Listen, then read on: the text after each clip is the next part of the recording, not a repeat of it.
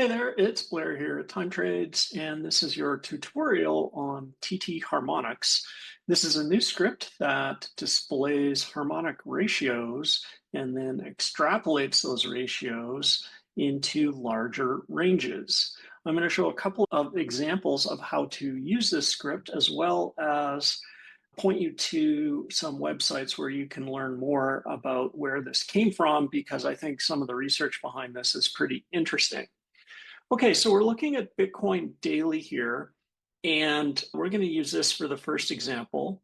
We can bring up the TT Harmonics script the same way we bring up all of our scripts by clicking on indicators in TradingView, typing in TT Harmonics, and then we can select that. Now, after we select that, we are prompted to identify a start point and an end point. And this identifies what we call the base range or the base scale. So the start point, we're going to use the all-time high for Bitcoin over here on October 6th, 2025. And for the end point, we're going to use October 17th. This is the first significant wave down so far. And after we do that, we see a grid of lines. Before I go any further, I want to drop down to a 1 hour chart and make some adjustments to the anchor points here. So let's do that. And we can scroll over, and you can see that on a 1 hour chart, the top isn't quite at the top, the bottom isn't quite at the end of the range. So we're just going to adjust this range here by right-clicking and choosing reset points. And then we're prompted again for the start point and the end point. So we're just going to make that adjustment there. Okay. Let's take a look at the options, and I can walk through those and explain a little bit about how this works. All right. So the first set of information are the coordinates of the endpoint and the start point that you selected. Okay. So those are here. You can edit those directly, and I'll be doing that in a later example.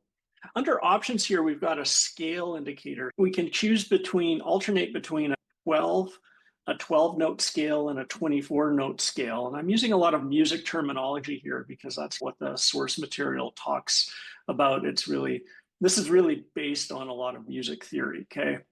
So a 12-note scale is a traditional scale that's used in Western music with 7 white keys on the piano plus the 5 black keys.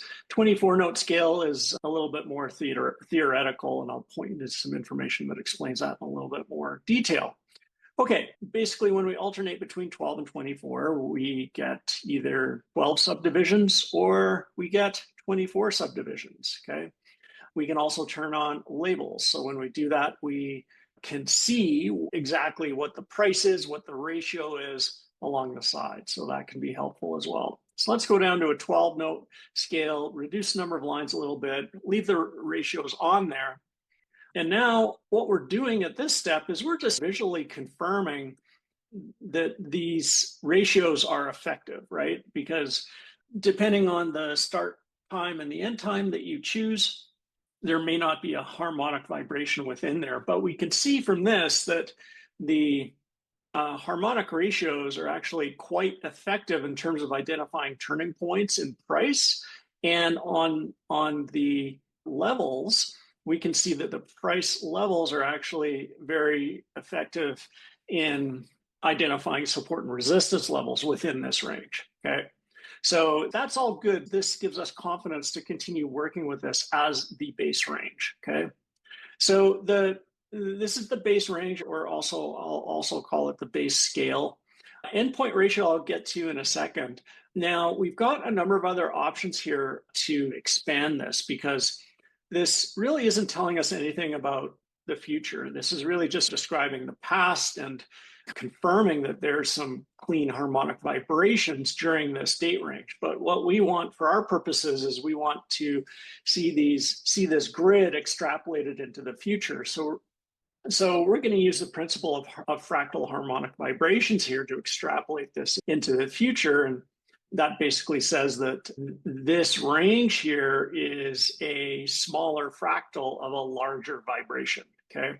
So the way we do that is we can double that base scale. So we can turn off the original base scale by deselecting it, and then we can turn on a scale that's twice as large, okay? So we can go and take a look at this, and what we notice over here is that the correction after the move, the initial move down, ends right at the end of this 2x base scale, okay? So again, this is giving us confirmation that these levels are important, okay?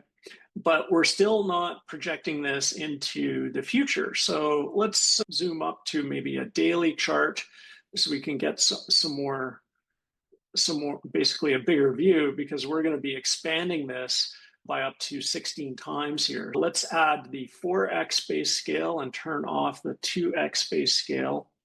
So now we're seeing lines that continue up to November 19th, even though our base scale ended on October 18th. So we're getting basically an extra month into the future. We can see that these price lines continue to identify very strong support and resistance, but we still want to see a little bit more into the future, so we can use the 16x factor. So now we're working with a scale that's 16 times bigger than the original one. And that extends all the way out over here to March 27th. Okay, this is all very good. Now, the way we can use this to enhance our trading is to basically find a scale or a vibration that aligns very well with price. So this is where a little bit of trial and error comes in. Unfortunately, we're going to have to go through some of these scales and find one that aligns very closely with the price movements. I'm going to choose this one, the 4x base scale. I like it because the timelines indicate important changes in character here. For example, this timeline here that hit on November 5th indicated the start of a bit of a consolidation. And then this timeline here on November the 10th indicated a resumption of the downtrend, okay? Now, one of the things that we can do with this 4x base scale is we can also expand it.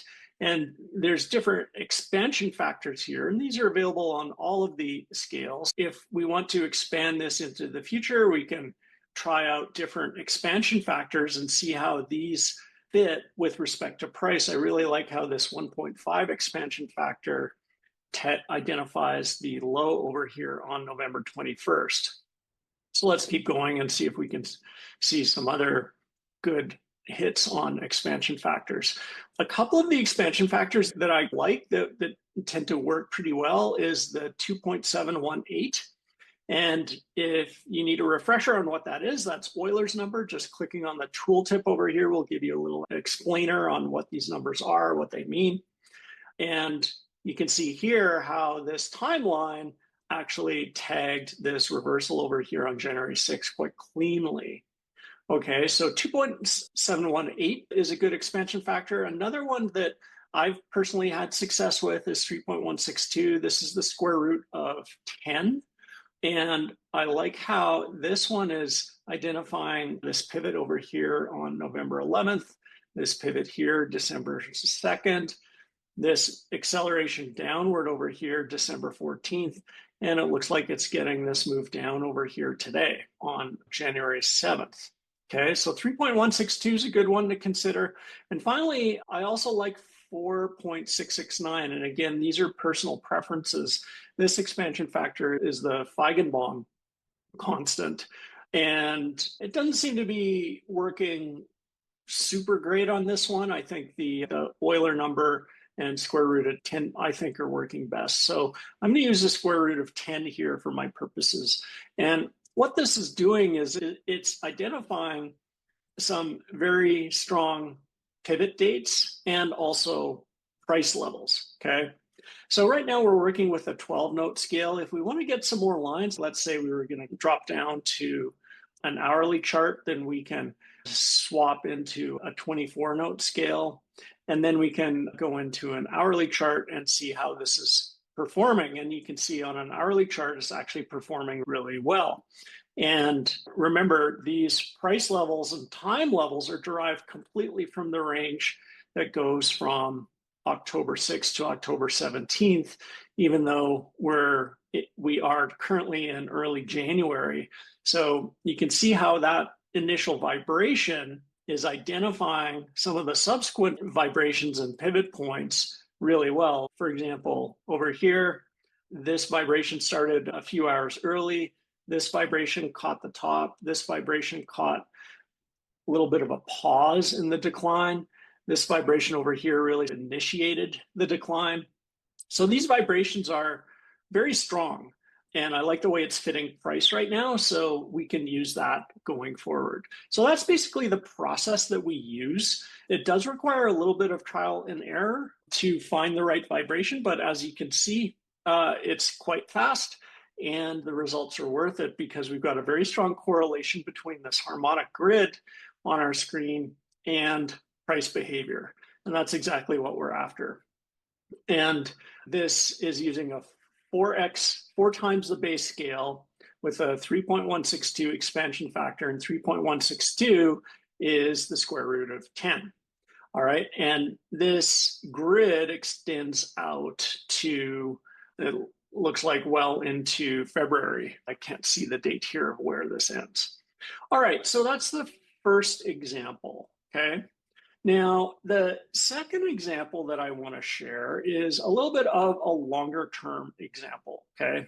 And if we flip into a daily, we can see over here that we've got the all-time high is at 126K, 126,272 to be precise.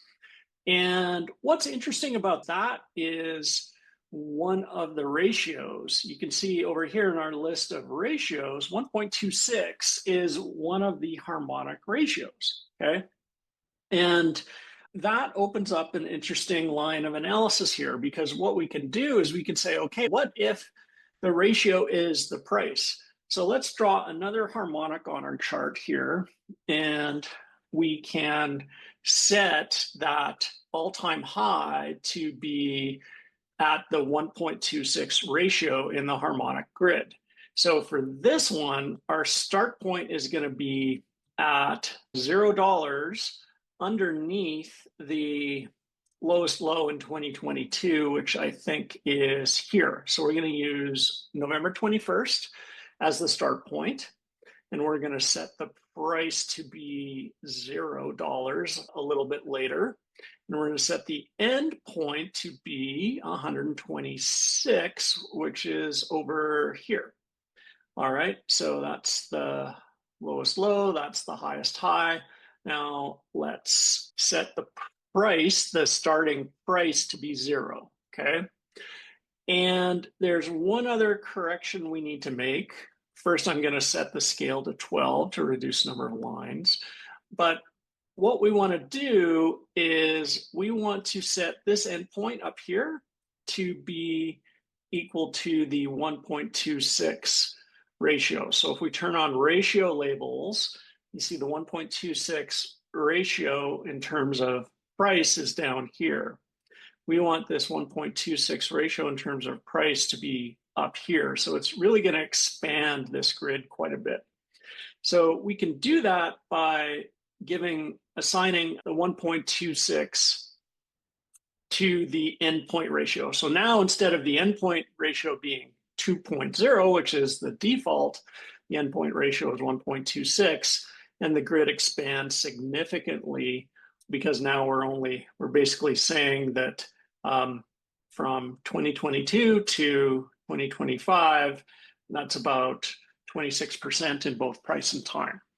Okay, and we do that because there's an interesting alignment between the price at the all-time high and this 1.26 ratio.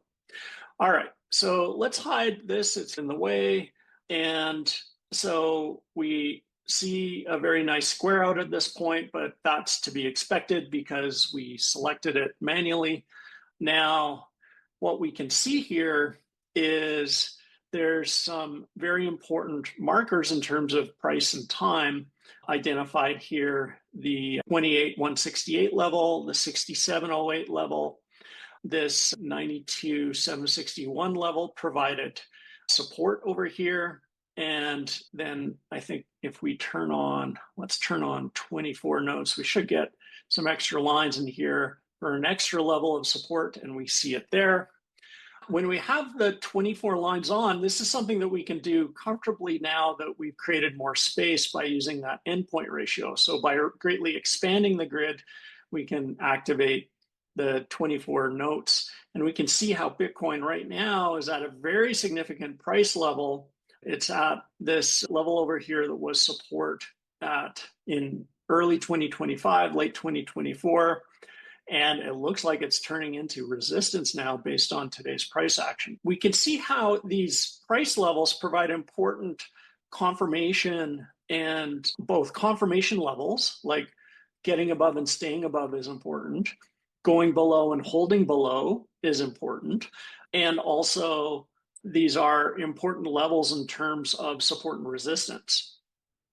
Okay, so that's the second technique that I wanted to mention around this. And now we can turn on our shorter term harmonics and maybe go down to a 1 hour chart and get a more detailed view here. And we can see how the 1 hour price action is behaving around these important harmonic levels. And you can see how this blue level that was defined on that very large harmonic is interacting with price right now, and it's providing some pretty significant resistance. Bitcoin just does not like to get above and stay above this level. The supply is always coming in and pushing price down below the blue line.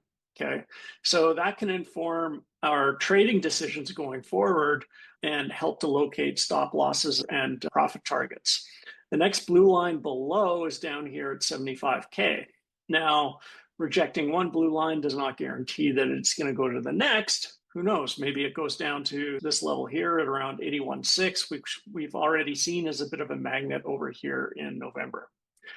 All right, that's a quick tutorial on how to use this, how to define a base scale, how to expand it, the trial and error that's involved, the trial and error process involved in expanding it. I shared some of my personal preferences in terms of expansion factors, and I also shared the technique that talks about using the endpoint ratio to create a bigger harmonic grid. All right. Now, for those of you that are interested in learning more about this, I would encourage you to hit up this website from robertedwardgrant.com. This was my inspiration for this work. It's called Precise Temperament Tuning. On this page, you will see a number of YouTube videos, which are all extremely interesting, and some examples of beautiful piano music in Precise Temperament Tuning. And also you can see over here a PDF that describes in detail some of the mathematical theory behind this, which is beyond the scope of this video. All right, so that's it for the tutorial. I hope you enjoyed that. Thanks again for using Time Trades. Take care, and we will talk to you soon. Bye now.